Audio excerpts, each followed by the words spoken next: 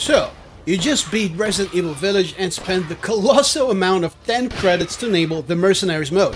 If you're a newcomer to the series, or say only played Resident Evil 7 before playing Village, this mode can be quite confusing, but hey, don't worry, I got your back. In this video, I'll tell you everything you need to know to demolish the Mercenaries mode and even compete with the big guys. So get comfy because I'm about to take you for a ride.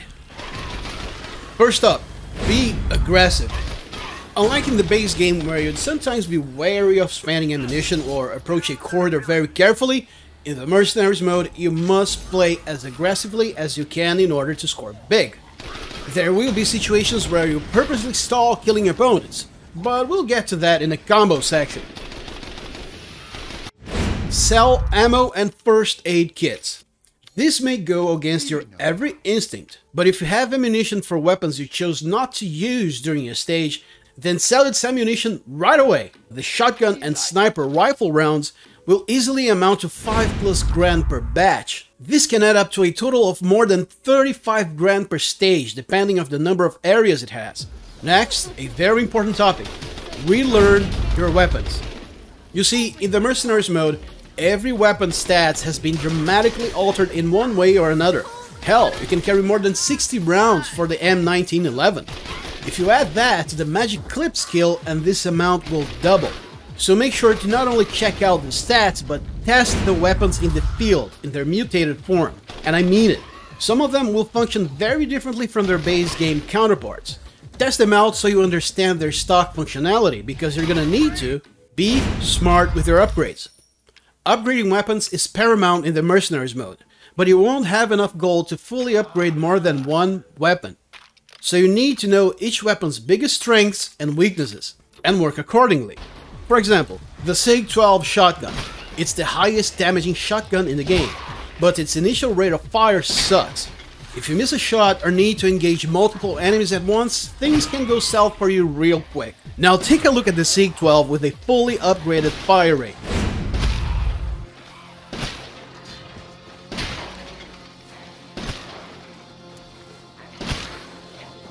Totally different beast, see? After you get to the maximum firing rate, which doesn't really take a lot of gold, start upgrading its power, and maybe throw in a capacity upgrade here and there. Next, I'll give you an example of a weapon that's well rounded from the start and also my personal favorite, the M1911. Since it has no real shortcomings and already has a decent clip capacity, you're more free with what you're going to upgrade at first. I personally go with fire rate, then chug in 1 or 2 points into capacity so I can attack for longer periods of time without reloading. After that, I start working my way towards firepower. And by the way, an M1911 with maxed out firepower, fire rate and high capacity can easily take you through entire stages. And I mean that. Those are just 2 examples, but they apply to every single weapon available. And hey, I hope you're having fun watching this. Make sure to subscribe to this channel because there's a lot of Resident Evil goodness on the way. You won't want to miss it. Reload cancel. Here's a very quick tip I actually discovered by accident. If you mash the aim button as soon as you're reloading, Ethan will cancel the tail end of the reload animation and assume a firing stance more quickly. This may not be as useful with quick reloading firearms, but with slower ones, this can save your life. So cancel away. Healing cancel. This time around, Princess Ethan will not look at his hand for no reason after healing like he always did in Resident Evil 7. But healing still takes some time, and if you have to heal while being surrounded, this can sometimes mean getting hit right after, wasting a medkit. But if you tap the guard or aim button as soon as the liquid touches Ethan's hand, you'll cancel the rest of the animation altogether. I use its sound effect for orientation. As soon as I hear it, I guard or aim. Simple and effective. Next up, never sell your handgun. Unless you're replacing the Lemmy for another handgun, never sell it. You get very little money for selling handgun ammo, and the Lemmy won't give you that much money either. And every time you return to the Duke's chambers, you get an extra 100+ bullets, so even if you never upgrade it, you always have plenty of ammunition for it. It's pretty handy to kill weaker enemies or to save ammo. Next, it's very important to commit to your weapons. Since your resources are very limited, once you buy a weapon, go with it for the duration of the stage. That's why I told you to test them out first. The extra money you'd spend switching from, say, the M1911 to the V61 would be far better used if invested in upgrades. Once a weapon has the correct status fully upgraded, it becomes a whole different entity. Smash those orbs. During every mission, you come across white and blue gloves. The white ones extend your time limit. The blue ones will give you a chance to select one of many different skills. If you select the same skills twice, they will stack up. And yes, skills last for the duration of the whole stage and not just the area you're in. And also, killing enemies also yield time. The stronger the enemy, the more time you get. Next up, create builds. Don't just pick skills at random. Make sure they're in line with your weaponry and playstyle. Let's say you're using the knife as your main weapon, and you have a shotgun for collateral fights. In that case, a very quick suggestion would be Infighter, where close combat attacks do more damage, Blade Master, where knives do 5 times more damage, the Shotgun Master, where shotguns will do more damage, maybe the Magic Magazine ability, which doubles your ammo capacity, the Agile ability, which is a must for any type of build, and the Assassination Dash, which increases your movement speed while holding a knife. There's really no ultimate skill build here. It all depends on what equipment you have and your playing style, so be creative. Learn the stages. Killing isn't all there is to scoring big in the Mercenaries mode. From the moment you kill the first enemy, if you want to full combo a stage or just keep it going for as long as you can, you're gonna have to move fast. You won't always kill everyone right away, as we'll see in the stall killing technique, but you'll always be on the clock. Sometimes a wrong turn can totally ruin your combo. So learn the layout of the stages, the locations of white time bonus gloves and blue skill gloves, key locations of ammo pickups. They'll always be fixed. And also, do a few practice runs to test out if the loadout you have in mind will work for the areas of the stage you're going to tackle. Now listen, I know this can be infuriating. I know.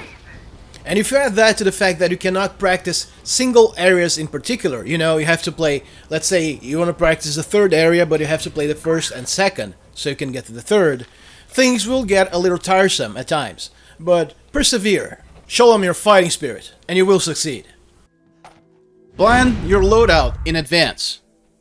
This is where you start using everything I taught you at once. I already know this stage. I have no intention of using their sniper rifle here, so I sell its ammo. And since I'll only buy a shotgun on area 2 or 3, I decide to also sell the shotgun ammo before entering the first area to have more money. The M1911 is gonna be my main weapon throughout this whole stage. I know exactly how it works and the best chain of upgrades for it. So what do? First, I upgrade the rate of fire. This will massively increase my damage per second, and it costs less than upgrading firepower, so it's worth maxing out first. After upgrading the firepower to level 4, I decide to chug in 4 grand in the capacity, which gives me a total of 30 bullets to work with. I will try getting the magic clip ability, but I'm not counting on it. The upgrade choices you're presented with are random, remember. Next, the capacity and reload speed is something I can compensate with smart gameplay and the reload cancel technique. So this leaves us with the firepower stat.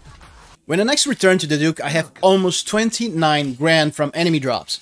Once again, I sell the sniper rifle ammo, and this batch nets me a solid 8 grand. Just like with the M1911, I already know the SIG-12 inside out. It's a weapon with very good starting stats. Its only real shortcoming is its rate of fire, which I promptly upgrade. However, I'm a few grand short to get to its last level, so I decide to sell all my first aids and 15 shotgun rounds for a perfect total of 7 grand. Exactly what I need for the final upgrade. During the second area, I was able to get the magic clip skill. Excellent! Bonus capacity for free. And I say bonus because I wasn't counting on this.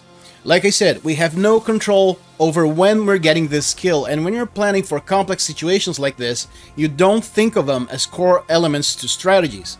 Unless, of course, you're gonna keep resetting at the very first stage to get it right away. And now, on my third time visiting the Duke, after selling more sniper rounds for another 8 grand, I decide to max out the M1911's firepower and give the SIG-12 one firepower upgrade. I also had 2 pipe bombs in my inventory, but I decided they'd be more useful as weapons than as gold, so I kept them. On my third stage, I got to choose between Pistol Master and Combustor. Since I need to have control over when enemies will die, I decided to go for the Pistol Master, furthering my damage output with the M1911. A little bit later, I also get the Shotgun Master and the Adrenaline skills. Remember the pipe bombs I kept? I decided to use one here as well. On my fourth time visiting the Duke, there wasn't much to think about. I sold the sniper rifle rounds for another 8 grand and chugged everything into the SIG-12's firepower. Now, it has double its original firepower, meaning even partial hits can kill or severely damage weaker enemies. In Area 4, I was able to get the slow motion skill. It's pretty handy for crowd control. On my fifth and final visit to the Duke, I sold the sniper rounds as usual, upgraded the SIG-12's firepower to max, sold the medkit I had found on the stage, bought another pipe bomb, and maxed out both the SIG-12 and the M1911's reload speed. And since I had the extra cash, I also increased the SIG-12's capacity to level 2. Here's the final version of both weapons. Their levels ended up being identical. By the fifth and final area, I had more than enough firepower, speed, and ammo to demolish Mother Miranda and her cohorts. So now that we have the fundamentals down, we'll talk about the grading mechanics and comboing, the meat of the game. Here's how the game grades your performance. It takes 3 factors into the equation. First, you have the area score. This is measured by the total number of enemies killed during and outside of a combo. Second, there's a time bonus factor. This is critical. The math is pretty simple here. Total amount of seconds left when you finish the stage times 500. And third, the money bonus. It's whatever money you have times 0.5. Your total score is a combination of all that, but area score and time bonus are what matter the most here. So don't waste too much time going after any gold you may have left around in the stage unless it's directly in your path. Remember, every second lost means 500 points less, so get going. Next, we'll talk about comboing, which directly affects your area score. Here's how it works. Whenever you kill an enemy, a kill count will appear on screen. From that instant, you have exactly 15 seconds to kill your enemy. Let us watch.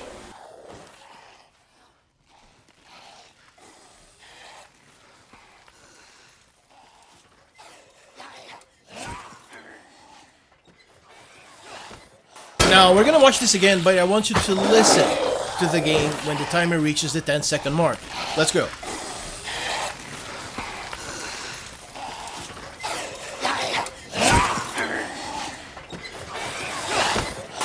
When you're down to the last 5 seconds out of the 15-second time frame, you'll begin hearing those bleeps. So always keep an ear out for those bleeps, for those sound cues, and act accordingly. Now, you're probably thinking, well, it's easy enough, right? Then all I have to do is kill enemies as quickly as possible, right? Well, kinda. You see, sometimes you're gonna have to stall killing enemies if you want to keep a combo going. You see, throughout the map, enemies will spawn in different points. Their spawning point is always fixed, but oftentimes those points will be a little far from one another, potentially increasing the chances of your combo resetting before you get to the next enemy. So what do? It's actually pretty simple. Whenever you're in one of those situations, start leading the enemies towards the next point and stall killing them for as long as you can. This will give you time to get closer to their next spawning point without dropping the combo.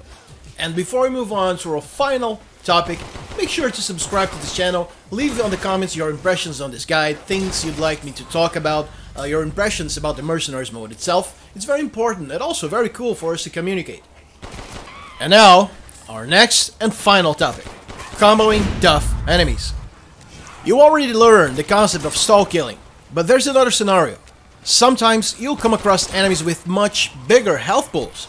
The problem is, if you strictly focus on attacking them, you may not kill them in time in order not to drop your combo. But there's a way around this. You see, whenever you face a very tough enemy, it'll always be accompanied by a few weaker ones. And yes, you guessed it. The way to go about this is you attack the tougher enemy for a while, then kill a weaker enemy before the timer runs out, and hey, you can use that sound cue I told you about as a guide. As soon as the beeping starts, kill a weaker enemy, just to be on the safe side. And then you resume fire on the tougher enemy. If the timer starts bleeping again, switch over to a weaker enemy and repeat this dance of death as many times as needed until the big guy is down. So there you have it. Everything you need to know to score big in Resident Evil Village's Mercenary mode. And if you're a fan of the series or are looking to know more about this colossal franchise which just turned 25 years old this year, then make sure to subscribe to my channel because I will be bringing you a lot of good stuff, okay? I've been around Resident Evil ever since it was first released. Yes, I'm that old. So I hope you guys had a good time. I hope this video was above all entertaining and informative to all of you. You know, this is a video that helps you to score big, but I also thought about the newcomers to the series, the newcomers to the Mercenaries mode. You know, I wanted to make a good handbook for newcomers and returning players alike. And let me know your top scores in the comment section. Maybe we'll even compete. Who knows? See you next round.